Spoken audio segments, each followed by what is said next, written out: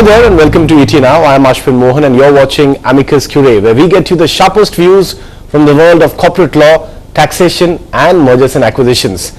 This week we're going to take a closer look at a big progressive move that has been made by the market regulator SEBI.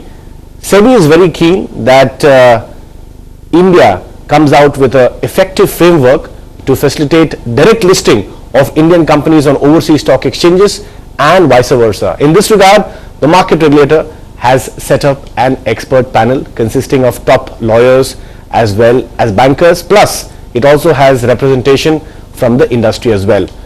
To find out what triggered this move by SEBI, what are the challenges ahead and what's the overseas precedent, we're joined this week on Amicus Curiae by two people who very closely track the capital markets, Sai Venkateshwaran of KPMG and Abhimanyu Bhattacharya at law firm Khaitan & Co. Sai as well as Abhimanyu, thank you so much for taking out time and joining me on the show this week. Sai, let's start with you. SEBI's rationale seems to be that it feels that the capital markets have evolved and there has been a lot of internationalization, so to say, in the regulator's language, and therefore it feels that there should be an effective framework to allow Indian companies to directly list overseas as compared to the ADR and GDR route, and also facilitate the same thing for foreign companies who are keen on listing on Indian stock exchanges. Now, give us a sense of whether there is a precedent to this in overseas jurisdictions. How active have overseas jurisdictions looked at this reciprocal arrangement, and also does it highlight perhaps the fact that the regulator is no longer concerned about the flight of capital abroad and also companies moving out of its regulatory ambit? Yeah, thanks Ashwin, and pleasure to be here.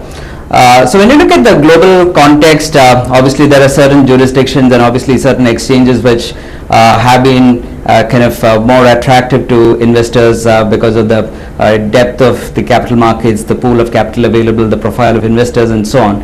And obviously both countries and exchanges have also been taking measures to make themselves more competitive and attractive to investors. And if you look at what's happening in the Indian context as well, so we've at one point had the flexibility of Indian companies listing overseas without a simultaneous or prior listing in India, but those regulations changed over time. I think there were more restrictions put in it, and of course which was eased partly about 3 or 4 years back when companies are allowed to go down the ADR or GDR path and directly list overseas without a simultaneous or prior listing in India, but with certain caveats in terms of what those funds could be used for and which jurisdictions they can list and so on. So that's how the Indian markets played out. But I think if you look at what's happened from the corporate perspective in response to that, we haven't seen a single company actually go down that path and use that avenue, despite the fact that there have been a number of IPOs of Indian companies or Indian businesses that have recently taken place. Right. Abhimanyu, would you like to put this in context? What are your thoughts in this regard, and also could you give us a historical background of how India has evolved and reached today's position where we now seem to be opening up to this idea? So internationally, listing your stock on an overseas stock exchange, for example, the Chinese companies, and we've seen a whole host of Chinese companies listing their stock on the US stock exchange. We've had the Alibaba IPO, which was a very successful one. We've had other Chinese companies also. Right now we understand that Xiaomi, the mobile phone company, is also looking to list its shares on the US stock exchanges, and these are all direct listings.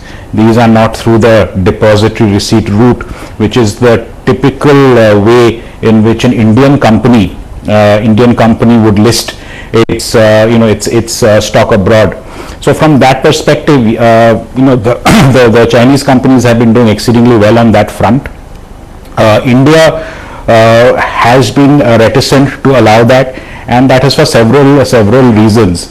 And if you go back into the past, you've had the two Tarapur committees, and the first Tarapur committee, which I believe was set up around 97 or so,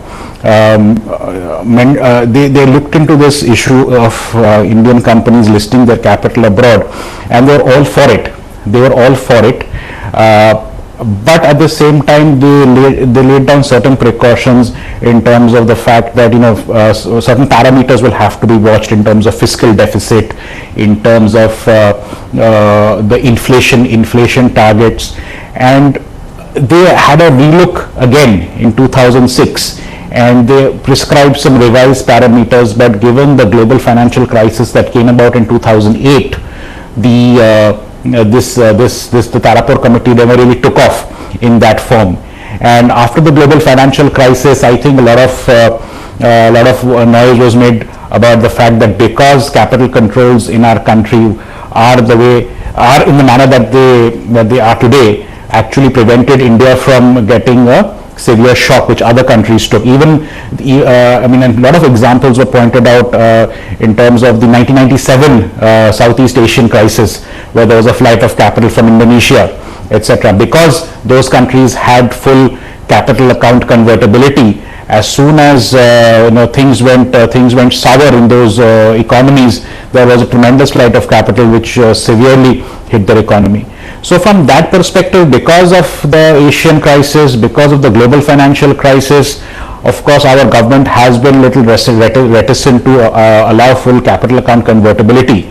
So from that perspective, whether those fears have completely been allayed is of course a matter of debate, and the committee that has now been set up will look into the economic factors as well. Right, Abhimanyu, before we move on to Sai, for the benefit of our viewers, could you help us understand how would you differentiate direct equity capital listing by a company as compared to what's been going so far in terms of ADRs, GDRs, and as well as IDRs are concerned, because that's the route that foreign companies take? Sure. So the manner in which Indian companies could get access to an overseas stock exchange was through the depository receipt route. The depository receipt route essentially entails an Indian company issuing shares to a depository bank. The depository bank is is typically a bank which is based out like for example Bank of New York Mellon or a JP Morgan, who are based overseas and have depository receipt services. Based on the shares that are issued to a depository bank, the depository bank then issues depository receipts overseas to foreign investors, and that is the manner in which the foreign investors have access to Indian equity, not directly but by holding the depository receipts, and the depository receipts are then listed on a exchange such as London Stock Exchange or Singapore Stock Exchange, or previously Luxembourg was a very popular destination when the DR route was opened up from 1993. Right, Sai, now moving back to you. In 2014, the government had allowed unlisted Indian companies to raise capital abroad without listing in India initially for a period of 2 years, and this was via an amendment in the foreign direct policy. But this move got a tepid response. Do you think that's perhaps one of the main triggers why SEBI is going ahead with this plan today? I think certainly that's probably one of the reasons. Of course, now the ambit is a little wider because they're also talking of seeing if companies need to be allowed to list their equity shares directly rather than the only depository receipts. But I think yes, SEBI needs to also reflect on why even the DR scheme did not really take off and why companies did not really go down that path. And I think whatever needs to be fixed to even make the DRs attractive, I think will equally apply in making it attractive for companies to list their equity shares. So ultimately it's about making sure that you have a regime where I think there's much more regulatory uncertainty, there is an adequate level of protection and comfort to international investors, that companies don't in a sense have the concern about regulatory rollback in subsequent periods, etc. So long as I think SEBI is able to address these kind of issues, I'm sure it will get the right response, because especially if you look at the number of kind of startups, etc., which have kind of emerged into unicorns from India, all of them at some point will want to access the international capital markets or access capital markets, and of course the key question is which is the most attractive market to them. And of course in some of the sectors like some of these tech-led sectors, or be it biotechnology or some parts of healthcare, renewable energy, so these are sectors where probably there's a lot more depth in some of the international markets. Right, Abhimanyu, what are some of the benefits of a direct listing by an Indian company in an overseas stock exchange? Could better valuations be the driving factor? Perhaps finding the right kind of peer group, also having an alternative mechanism for fundraising? What are your thoughts in this regard? Right. So couple of things. One, of course, is the fact that if you have a significant presence abroad and you want to have access to that market, you have significant investors there who want to, you not only do you have significant presence in the market, you want to build up that presence, and usually we see that building up a presence through a listing is a method that some companies choose. For example, when Standard Chartered wanted to showcase its presence in India, they started with that campaign Here for Good, and around that time they also did the one and only IDR listing we have in India. We did not probably take care of certain issues which did not really let that experiment go forward, but that was the entire intent of Standard Chartered doing that listing here. So similarly, if you see the Indian companies who have accessed US markets, who have their ADRs listed, for example, you will have Tata Motors, the HDFCs, which have presence overseas, who want to give access to foreign investors to Indian equity through the DR route. So one, of course, is your presence. Second, of course, what we hear from the startup economy, the new tech companies, they often feel that their business model are better appreciated overseas, where the analysts, investors are more attuned to seeing those business models, and they feel that valuations are better there. So you're right. So one, of course, is valuation.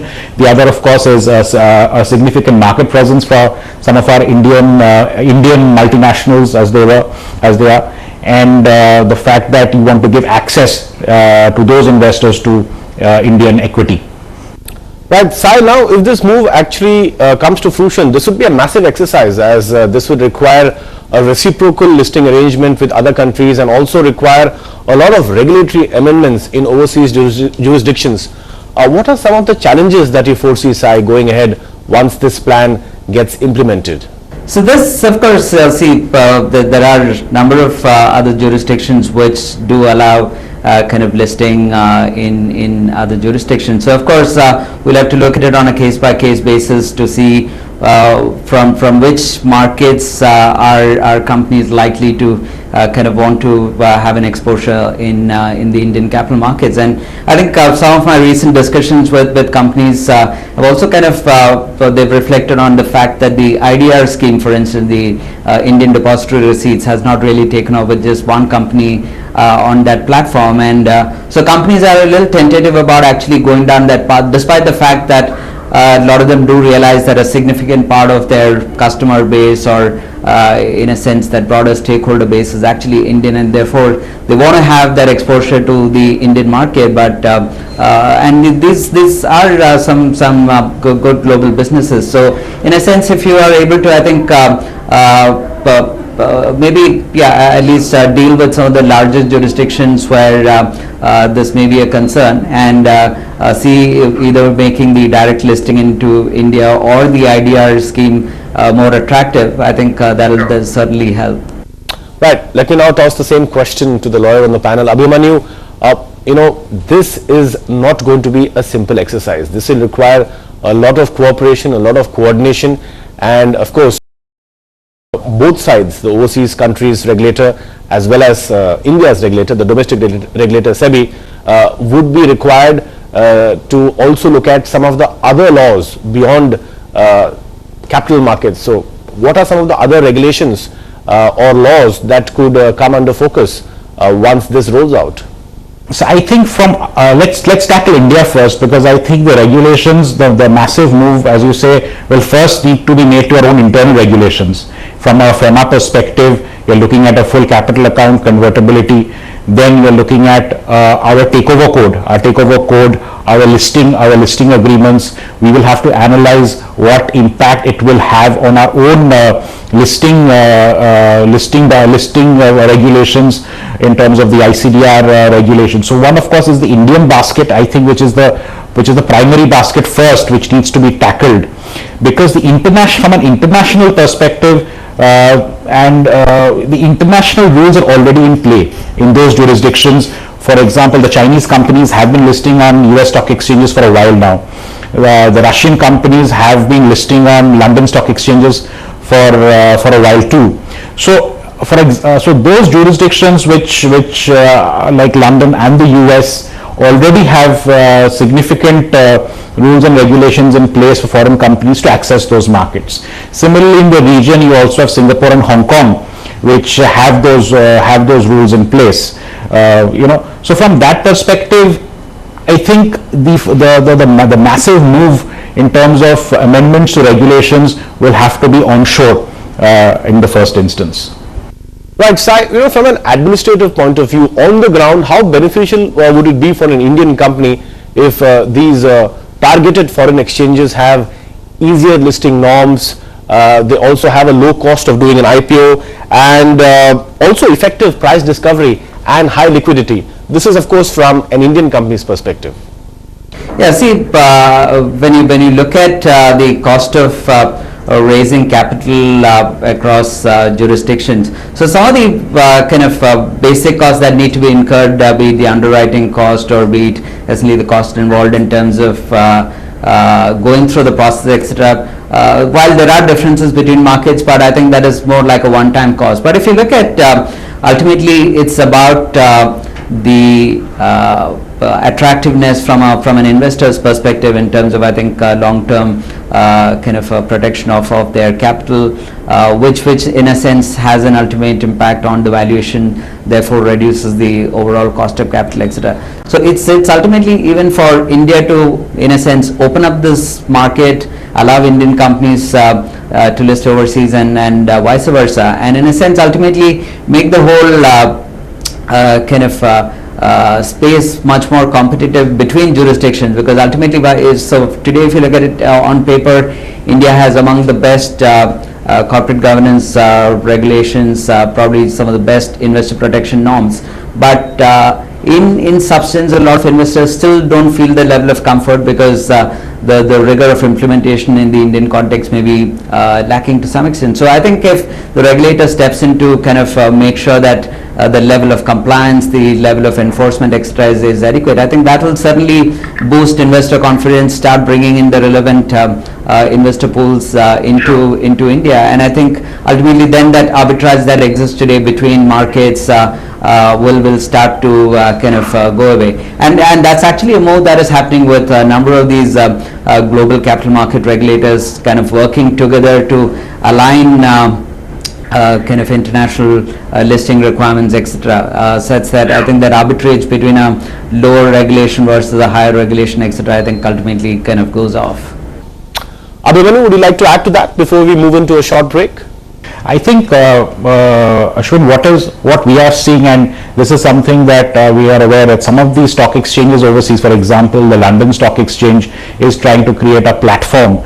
Right now, it's primarily on the debt side, where they're trying to attract Indian and of course other foreign companies to access that platform and list their debt on a far more cost-effective manner. So, if, for example, the recent DHFL Masala bond that happened listed on that platform on the London Stock Exchange, and that is primarily to attract overseas companies wherever they may be based to get on to international platforms such as what the London Stock Exchange has provided. Previously, London Stock Exchange lost out on some of these issuers because these issuers were largely going to the Singapore Stock Exchange. So even between the international stock exchanges, there is competition to attract companies from this region. From that perspective, what we are seeing, and London Stock Exchange is an example, is that there is a significant move being made by some of the older international stock exchanges to attract these companies onto their platforms by making the listing process far more cost effective. Right, it's time now to slip into a short break, but don't go anywhere. The conversation continues on the other side with Sai Venkateshwaran and Abhimanyu Bhattacharya. Stay tuned.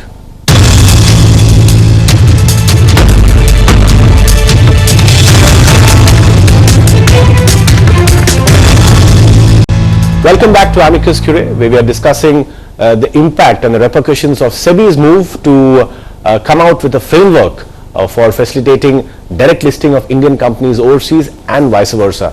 Sai, before we move on to other issues, we spoke about some of the expected regulatory changes in the earlier segment, but what about tax? I've been speaking to some of our peers and they tell me that tax perhaps could end up becoming the most sensitive matter as far as this framework is concerned. So they tell me that the Income Tax Act and the various double tax avoidance agreements would also have to be amended to avoid a situation where there is unnecessary double taxation. Your take, Sai? Because I'm not a tax expert, but at the same time, yes, I think that is going to be one of the key concerns that is there.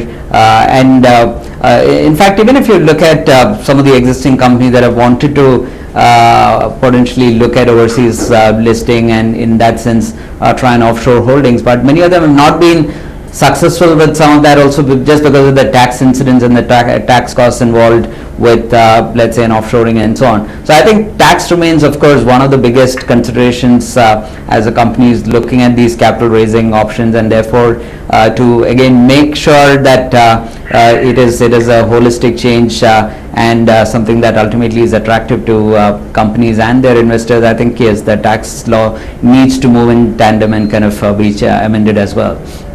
Abhimanyu, what are some of the benefits of a good quality leading foreign company listing in India? How would the Indian market benefit? I mean, just recently we've heard about Carlsberg's plans of listing in India. Your take? I think from the entire intention of, I mean, though I'm going back to the IDR experiment again, the entire intention of the IDR experiment was to have high quality companies like Standard Chartered PLC listing in India and get Indian investors having that access to those companies. So from that perspective, it of course gives Indian investors another basket of investments to consider of high quality companies. Today disclosure standards between Indian companies and companies which are either listed on NYSE, NASDAQ, LSE are fairly well aligned. I think our rules and regulations are also quite robust in terms of disclosure requirements by listed companies. So from that perspective, overseas companies who may choose to list in India and who maybe already are listed in those jurisdictions will not find it will not find a massive delta in terms of compliance, and it will also give Indian investors an opportunity other than Indian equities to invest in high quality blue chip companies who may choose to make their home in India. Sai, I leave the last word to you. Key priorities for the SEBI expert panel in this regard? See, I think some of the issues that have been there or concerns again which have been there in the earlier regime, be it in terms of I think that regulatory transparency and stability, that's one key criteria.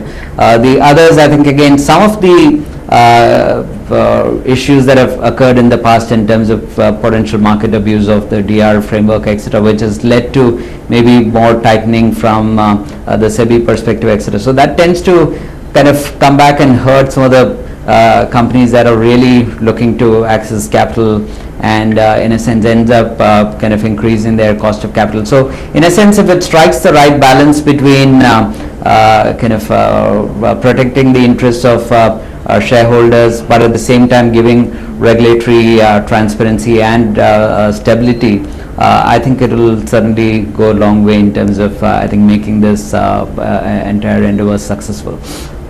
Sai Venkateshwaran as well as Abhimanyu Bhattacharya, thank you so much for taking out time and shedding more light on this evolving topic. We'll have to wait and watch to see what are the recommendations and effective framework that is proposed by the SEBI expert panel, but it is unanimous amongst the advisory community at least that this is Thank you so a much. good Thank you. progressive move. With that, it's a wrap on this edition of Amicus Curiae. Thanks so much for tuning in. This is Ashwin Mohan signing off. I'll see you next week.